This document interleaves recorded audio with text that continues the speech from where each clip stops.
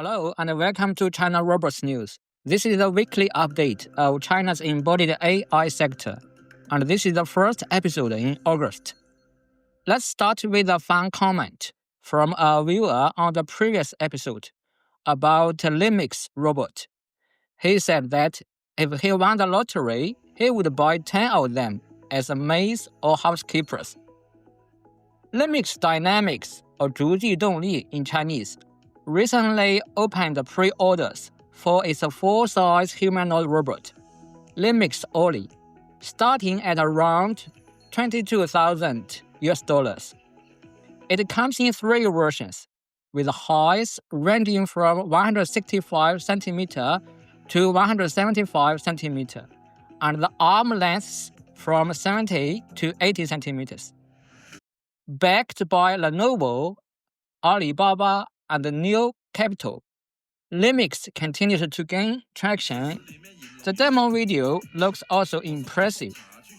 Well, still I would strongly advise against that kind of buying, because it's far from being ready to enter your home, and this is not my personal opinion. At a forum on August 3rd, Unitree's Vice General Manager, Wang Qizhou, he pointed out that although the industry has moved beyond the lab stage toward commercial applications and large-scale validation, but the widespread adoption of humanoid robots still faces significant challenges. According to China's domestic experts, they believe the batch deployment of humanoid robots in a controlled industrial settings may be possible within 3 to 5 years. However, their use in home environments may take 10 years or even longer due to the technical, safety, and regulatory requirements. He also mentioned that the average age of the Unitree team is just around 27 years old, pretty young. And more Unitree news. Its founder and CEO, Wang Xingxing, and Agibot's co-founder and CTO Peng Zhihui, they were among 100 private sector entrepreneurs recognized as outstanding builders of socialism with Chinese characteristics. That might sound a little unusual, but it is significant to investors because the award ceremony was attended by Wang Huning, who is a member of the Standing Committee of the Political Bureau of the CPC Central Committee. In other words, this kind of recognition suggests strong government backing and potentially greater market opportunities. Okay, speaking of Agibot, here are some key insights from Wang Chuang, who is president of Agibot's general business line, which means the Yuanzheng A2 robot.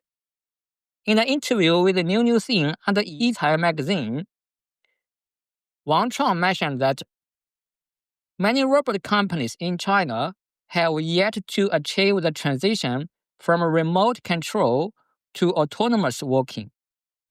And the most challenging stage of mass production isn't at 50 units.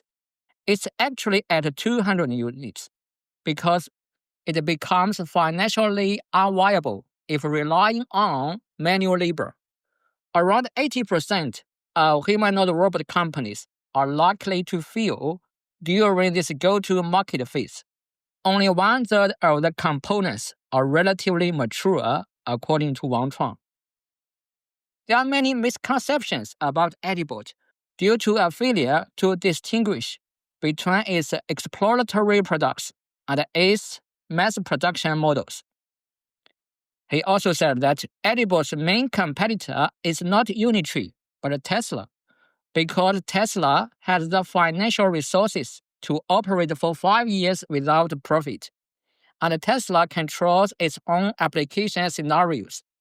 Now to some investment news.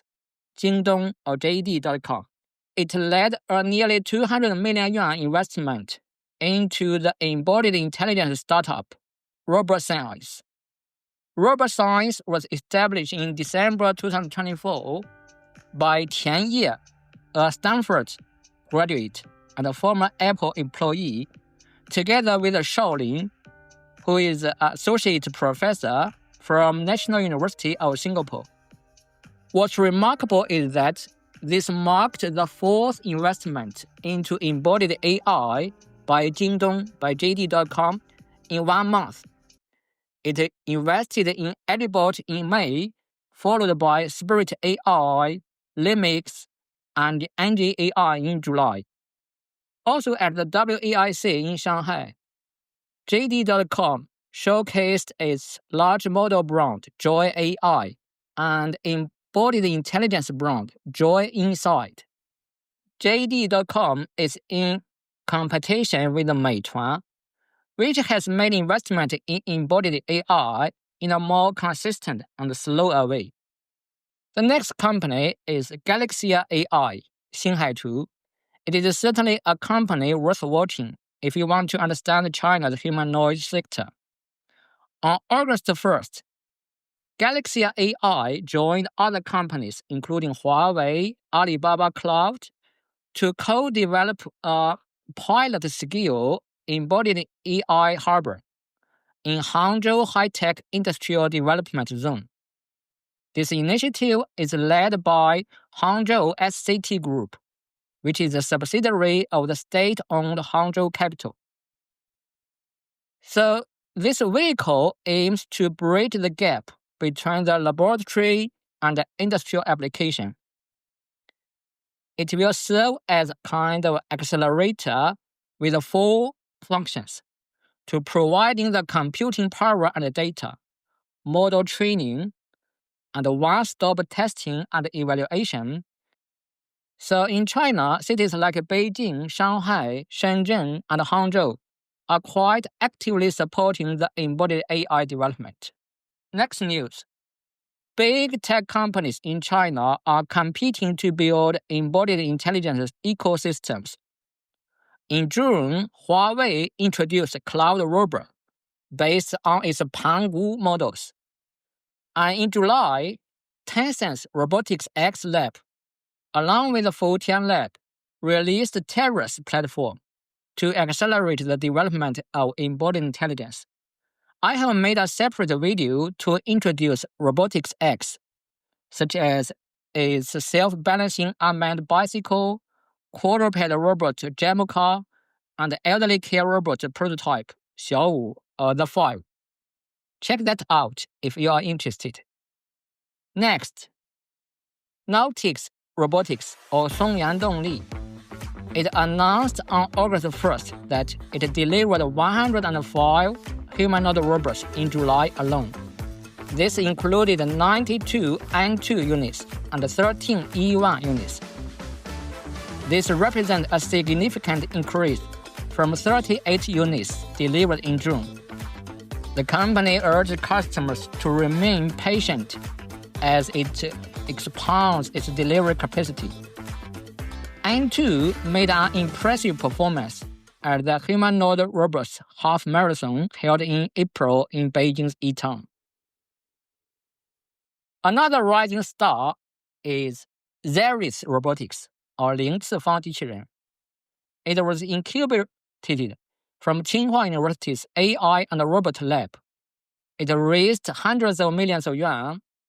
The company has completed 3 rounds of financing within 6 months.